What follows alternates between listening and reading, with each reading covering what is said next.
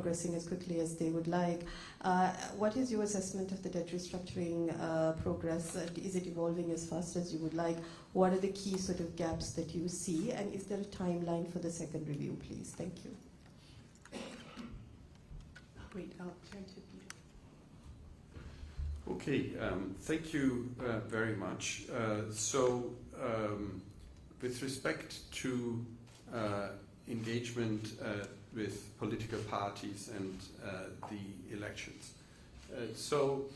This year, it's expected that elections will take place. That happens in many of our member countries and also when IMF-supported programs are ongoing. From the IMF's perspective, we are of course interested in listening to all parties and get different perspectives from all angles as to what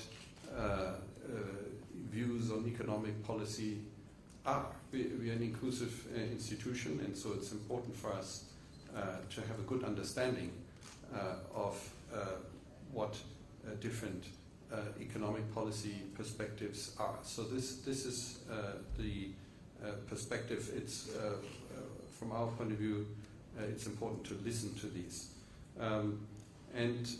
So this is, of course, of what's interest to us for what happens after an election.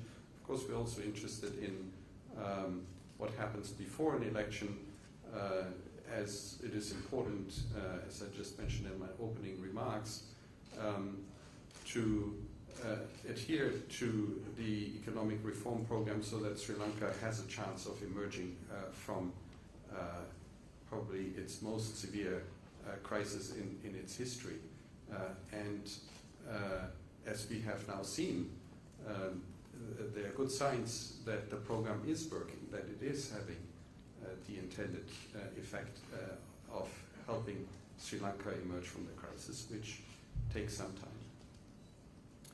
On the question with respect to the debt restructuring, so there's sort of two important things that need to happen going forward.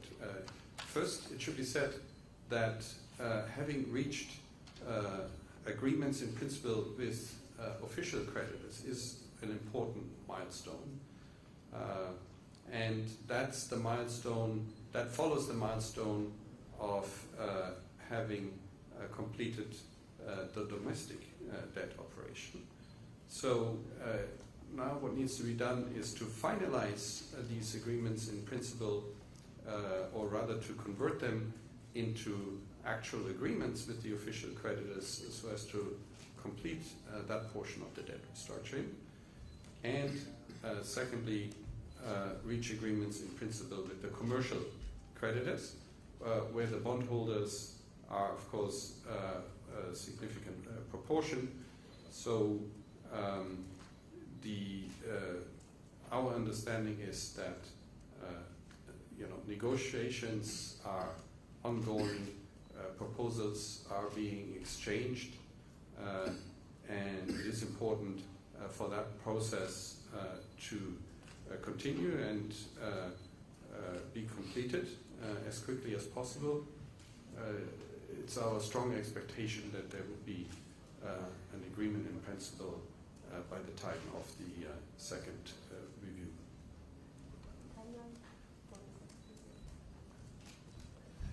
The question is on when is the second review going to take place? Yeah. So timeline. So the review cycle in Sri Lanka's program is semi-annual, every 6 months. Sri Lanka just completed the first review in December.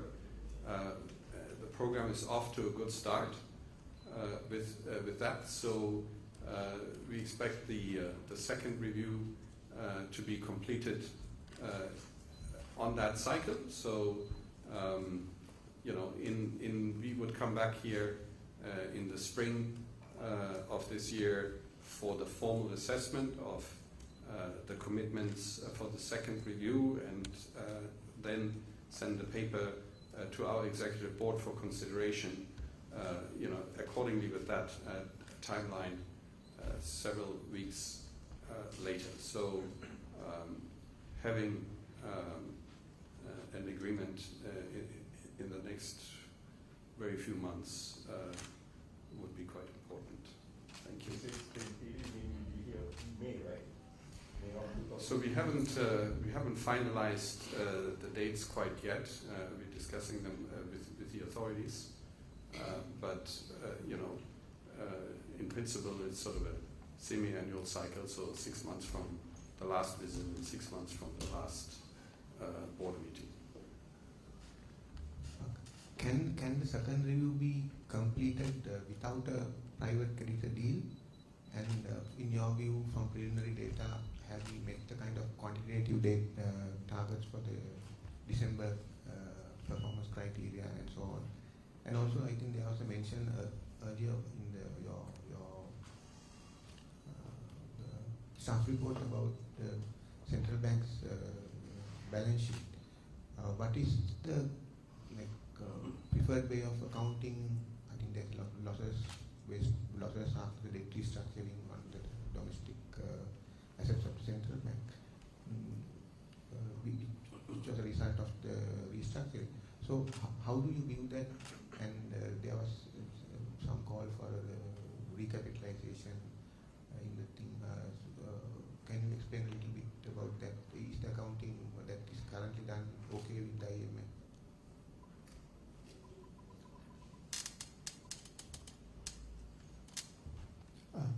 Indika Sakalsari Economics. My question is, how satisfied are you about the tax administration measures that have been taken up to now? Because especially some of the new structural benchmarks haven't been met. For example, large taxpayer unit, establishment of a large taxpayer unit, a new high net worth individuals unit.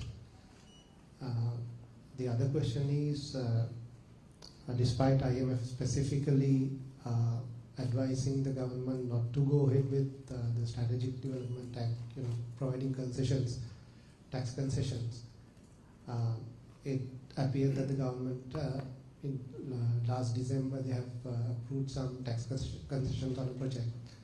So I appreciate your comments on that as well. We'll take one more question. Yeah. Yes, please. Sinhala is from Economics. How concerned are you and government now targeting 7% inflation, because earlier it was 5%? Now they seem to be 1% inflation. And then what's the specialty about going for north and east? What about the other region of the country? Because you went there. Any specific reason for that? Thank you. Okay, so if I may, I'll start with the last question, then I'll give others to Peter to answer. It is very important for us to see all of Sri Lanka and understand all the challenges and potential that people in Sri Lanka face.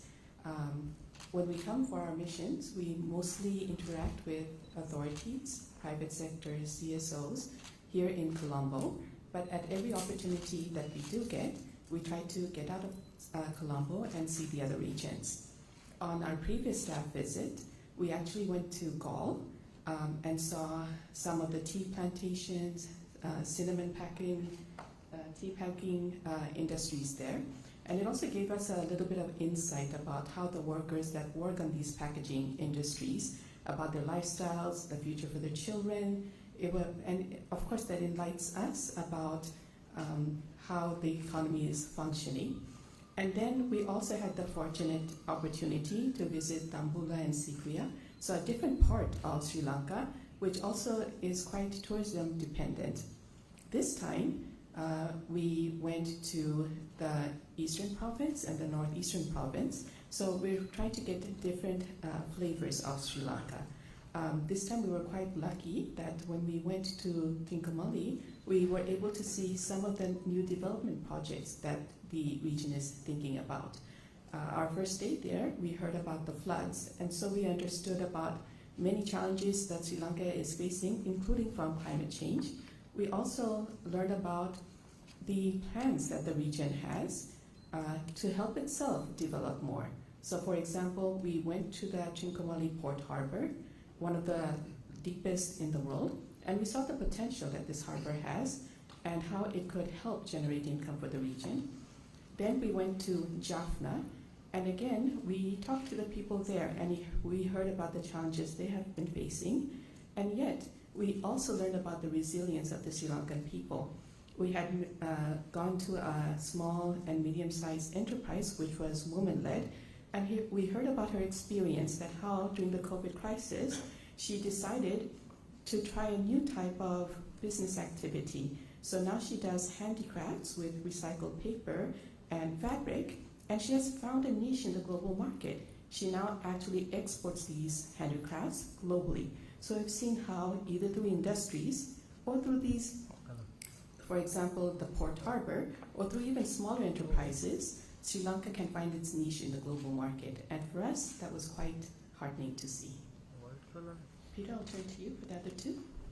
Yeah, so back from sort of the interesting life in Sri Lanka to the economic issues.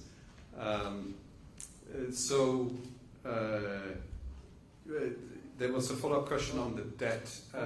So really our strong expectation is that an agreement in principle would be reached with the commercial creditors by the time of the second review. As you may recall, we need to see a path towards towards restoring debt sustainability in Sri Lanka for the IMF lending. That's a precondition, and so it's really important for that process to be completed soon. With respect to the end December performance criteria and other commitments, so we will assess them at the time of the second review. That's when we conduct our formal assessment. Our purpose for being here now is to engage with the authorities on all of these reforms, identify any challenges, and discuss how these challenges could be addressed.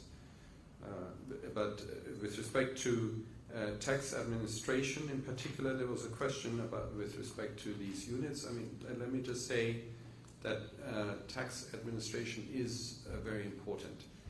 So meaning the ability of the country to collect the taxes that it needs in order to sustain its essential expenditures.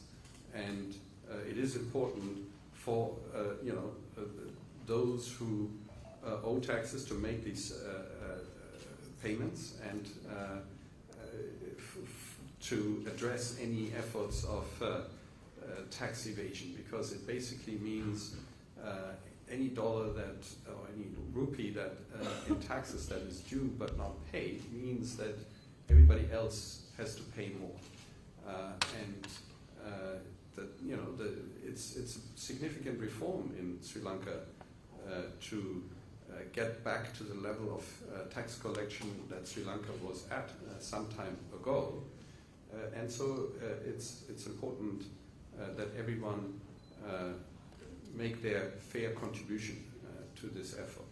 So our understanding is that these reforms with respect to the large taxpayer unit, the various institutional reforms inside that unit are well underway in order to support the tax collection efforts in Sri Lanka. On tax concessions, so there is a commitment in the program to not grant any more tax concessions. Tax concessions are a missing component of tax revenues. So on the one hand, you try to increase your tax collections, but on the other hand, there are these tax concessions where people don't have to pay taxes, and so it's important not to continue with this practice, and we have been assured that that is in fact being followed, and although there have been proposals for tax concessions, including the one that I think you're referring to, our understanding is that, that's not actually being approved, and that is very important. I should also say that in the program there is also a commitment for enhanced transparency with respect to tax concessions and tax exemptions. So these are meant to be made public and will provide a better overview of the extent of these tax exemptions and also what they're worth in terms of economic value. Then finally, on the central bank, we have the Central Bank Act that establishes the central bank's independence.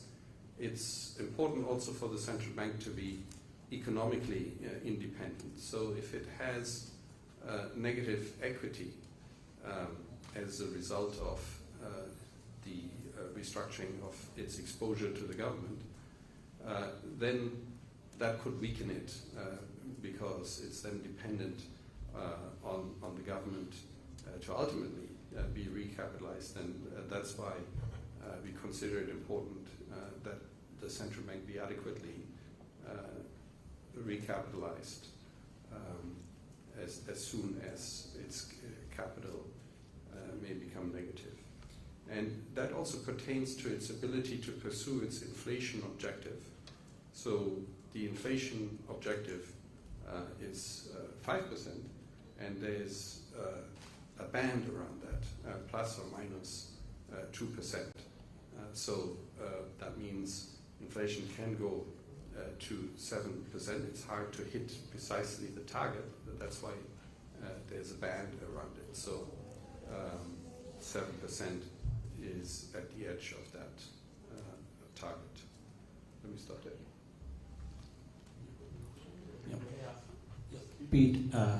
Peter, I'm Prasad from National Television Rupahini. My question is that taxation became a very wider topic here. However, during your tour, you met some SME people and the other areas of the moving of the Sri Lankan economy in other areas. So what are the main concerns of the other income generation areas? As well as now, Sri Lanka is still maintaining some import restrictions such as vehicle importation and all these things. So under these situations, what's your overall view regarding these areas? Peter, may I ask you 3 questions?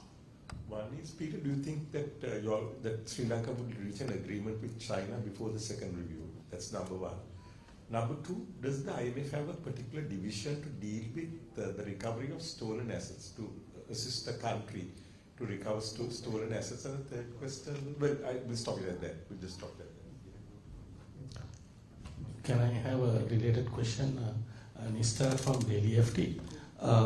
Given the contraction of the economy over the last few years, my question is the capacity to pay this higher taxation, number one, and also there are some concerns about the new tax regime has sort of discouraged savings, private savings and investments.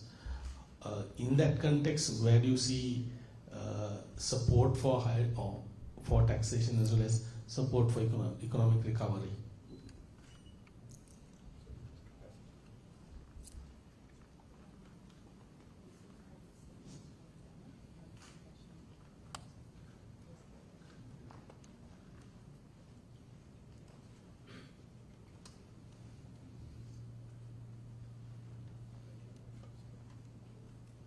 Okay, thank you very much. So on maybe the one on China. So Sri Lanka did reach an agreement in principle with the Export-Import Bank of China, and now this agreement in principle needs to be converted into an actual agreement. So that is already done. There is also the China Development Bank, which is considered a commercial creditor, and so their negotiations are still ongoing, just as they are with the bondholders. When you say the Sri Lanka debt restructuring, it's actually something like 10 different processes, given all this very complicated creditor landscape. And so doing this sequentially makes sense because there's a limited capacity to how much you can do all at the same time. Of course, there is engagement with all of these creditors, but now that the first two major blocks are close to being completed, the third one can be tackled. On taxation, so we have to remember, in 2019, tax revenue in Sri Lanka amounted to approximately 11% of GDP. This went down to 7% of GDP in 2022. Big drop. So already 11% was very low because expenditures are of the order of 20% of GDP. So by 2022, you had a gap of 13% of GDP, and that's when essentially the money ran out, when creditors said, we're not going to lend you that difference anymore. And that's how Sri Lanka went into this deep crisis. You can look at the causes for that. There were tax cuts, there was the lack of tourists from the Easter attacks, there was COVID, so there were many factors that played a role. And so the big challenge now for Sri Lanka is to get that number again closer to its expenditure levels and closer to a level where creditors are willing to say, okay, we will lend you the difference, we will help you cover the difference. So now in 2023, we're hoping that expenditure goes from 7% of GDP last year to 9% of GDP this year. And as I said at the beginning, there are good signs that in the last quarter of the year, revenue collection went up and that this objective will be met. Now, 9% is still not even half of the expenditure level. So it's important to continue with these reforms. There's the objective of reaching 12% in 2024 and then 14% beyond that in 2025. So how is this being accomplished? Well, the authorities put in place significant reforms starting in 2022. So just around the time that staff level agreement at that time was reached, they put in place significant personal income tax, corporate income tax reforms that take time to actually take effect. But this year we are feeling the effects of that. Now, this year, the increase in VAT happened, and next year, in 2025, the property tax is meant to happen, which is a progressive way of taxation, meaning that those who can afford it more, those who have more expensive houses will in fact, or property, will have to pay a higher tax. So I think the program is off to a good start. We see the effects of these reforms taking place. It is, we haven't even gone back to where Sri Lanka was in 2019. We have to remember that Sri Lanka did used to pay a lot more taxes. It's just a lot easier to cut them than to raise them, and that's what's making this difficult. But I think Sri Lanka will get there, and this is how it will be able to convince creditors that it's again worthwhile to lend to Sri Lanka, and that way Sri Lanka will be able to extricate itself from the crisis. Now, having said that, it's important to recognize the hardship that tax increases and that the crisis in general is imposing on the population, and it is important to recognize that. And as Sawat explained, we saw some of this hardship ourselves in the various travels that we have done, and so the program does also provide for social protections to make sure that the vulnerable who do not have the buffers to deal with the hardships are taken care of, and that those who can most afford it come to their help through the government. I believe the question was on economy contraction and the decrease in revenues and implications of that. So first, let me start with indeed, Sri Lanka did have quite a few years of contraction in the economy. Yet, most recently, we have seen that in 2023, the third quarter, posted a positive growth of 1.6% on a year-on-year basis. So after 6 consecutive quarters of contraction, we finally do see a positive growth. Now, this positive growth has not filtered through all segments of the country, so there are many people who still do feel hardship, but we do see that program beginning to work. And so we believe that if Sri Lanka can persevere a bit more, hold on to the reform agenda, then this nascent growth that we are beginning to see can actually turn into a full recovery, which will then be felt by all Sri Lankans. And this is what our hope is, that Sri Lanka will sustain the economic reforms and accelerate the momentum. On revenues, I wanted to say, naturally when the economy grows, you see a natural increase in revenues as well. Peter had talked about the various economic policies the Sri Lankan authorities had undertaken even before the program started, the policies that was implemented last year, and going forward, how we see these policies evolving. What I would also like to mention, and we had hinted upon this a little bit more, is that policies are important, but so is tax administration. And this fund program places a lot of importance on making sure there is tax compliance, there is no loopholes, people do not receive tax exemptions. And for that, we do have dedicated benchmarks in the program. I'd also like to highlight the fact that good governance, especially in fiscal policy, is also needed.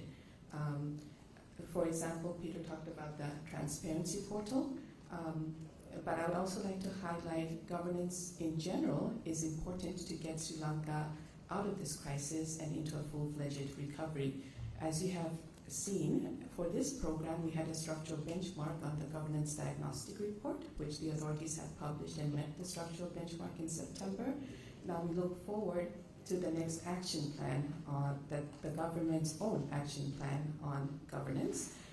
And we also would like to highlight that in order for the full recovery to take place, good governance also has to ensure that there is an enabling environment for all of Sri Lankans to come together and ensure that people can hold others accountable when we see that the policies that were meant for all Sri Lankans are not being implemented correctly.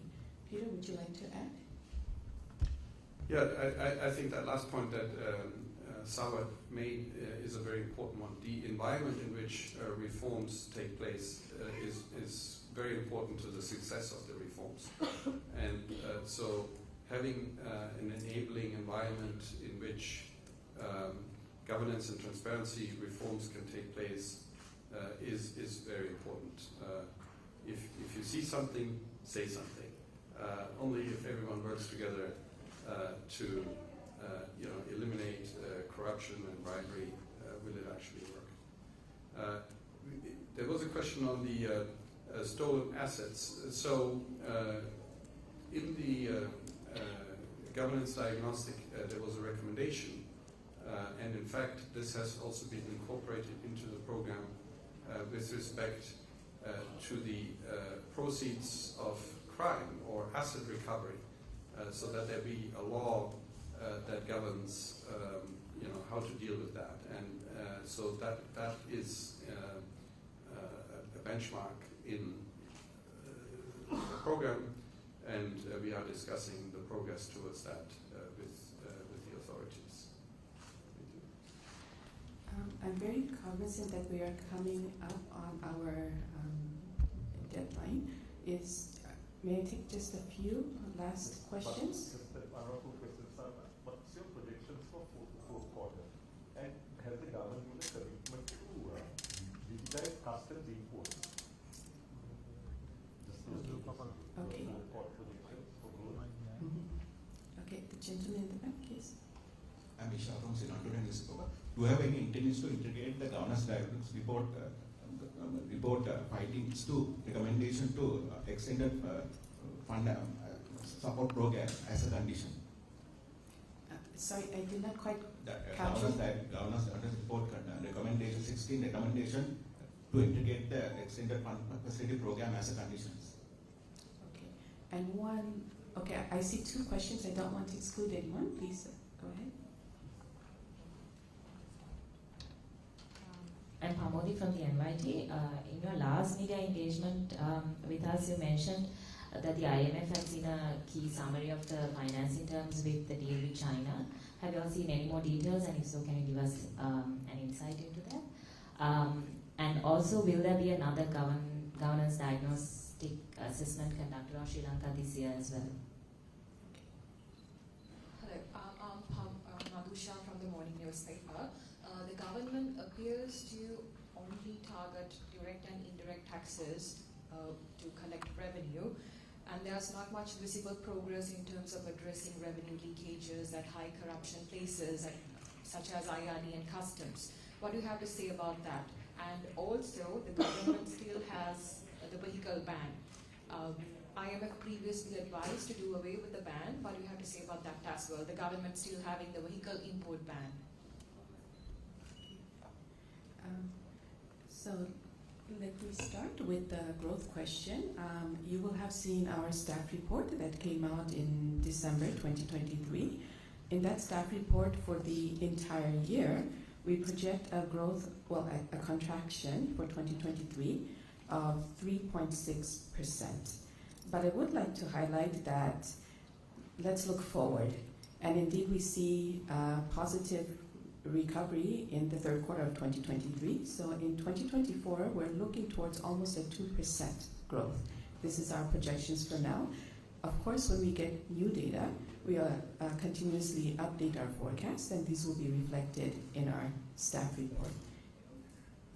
Your second question was on any commitment by the government to digitize the customs imports. We have been in discussion with the authorities about how to improve revenue collection, and there's many avenues towards doing that. Digitalization is one of them, and this is something that is in discussion for now. Peter, I'll turn to you. Yeah, thank you. So it is important to make progress towards digitization, because that's an important way to sort of disconnect two parties who otherwise have scope to not transact in the way that they're meant to pay and to do. So we do encourage progress with the digitization, and that also pertains to this question on revenue leakages. It should be said that there is a commitment in the program that the various agencies introduce anti-corruption plans for their specific agencies as well. So that will be important to make progress with as well. On the question with respect to the governance diagnostic, so as explained, when we designed the program, we came to the conclusion that governance issues are very important in Sri Lanka. Everybody we talked to highlighted that. So we realized that in order for the country to extricate itself from this very severe crisis, some measures needed to be taken to address governance. It's one of the core pillars of our program. So that's when we turn to our colleagues to conduct this governance diagnostic. The authorities were brave enough to commit to publish that governance diagnostic. It was published in September. And now we, of course, want to be sure that there's a follow-up on that. We have incorporated a number of high-priority recommendations into the program. So first and foremost is that the authorities committed to the publication of an action plan for implementing these recommendations. So that's the first step. That's for end February. And then there are other measures. For example, the process with which the commissioners of the Anti-Corruption Commission would be appointed was also important to us, and this is something we discussed with the authorities, and there's a commitment in the program with respect to that. Other recommendations that were incorporated into the program is more transparency. So having a designated website with respect to public procurement contracts, with respect to publishing a list of firms receiving tax exemptions through the BOI or the SDP, as well as publishing a list of firms receiving tax exemptions on luxury vehicle imports, is something that the authorities committed to and is part of the program. Other aspects that have been incorporated into the program are enacting a comprehensive asset recovery law. We just spoke about that for a minute, as well as cabinet approval and publication of a framework to strengthen governance in public banks.